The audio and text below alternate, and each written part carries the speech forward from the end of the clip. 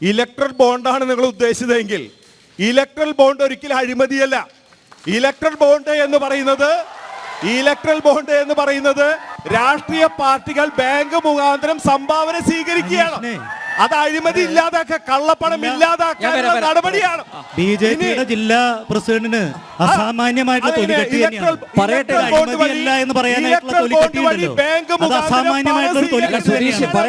കോർപ്പറേറ്റുകളിൽ നിന്നും അവരെ ഭീഷണിപ്പെടുത്തി ഇന്ത്യ ഭരിക്കുന്ന പാർട്ടിയാണ് ബിജെപി. 19 സംസ്ഥാനങ്ങൾ ഭരിക്കുന്നുണ്ട്. ഇന്ത്യ രാജ്യത്തെ ഏറ്റവും വലിയ പാർട്ടിയാണ്.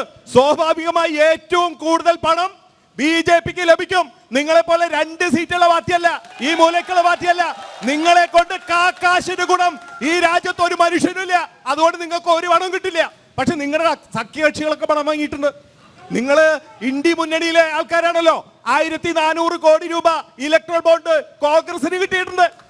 52 സീറ്റാണ് കോൺഗ്രസിന്, വെറും 52 സീറ്റ്. നിങ്ങൾക്ക് കിട്ടി 1400 കോടി. ഇനി സ്റ്റാലിൻ നിങ്ങളുടെ സഖ്യകക്ഷിയല്ലേ, 2 സീറ്റ് മത്സരിക്കുന്നില്ലേ തമിഴ്നാട്ടിൽ? സ്റ്റാലിൻ വാങ്ങി 1300 കോടി ഇലക്ട്രൽ ബോണ്ട്. ആദ്യം സ്റ്റാലിനെ തള്ളി പറയും, മനസ്സിലായോ? ഈ രാജ്യത്ത് നിങ്ങളൊഴികെ എല്ലാ പാർട്ടികളും ഇലക്ട്രൽ ബോണ്ട് വഴി പണം വാങ്ങിയിട്ടുണ്ട്.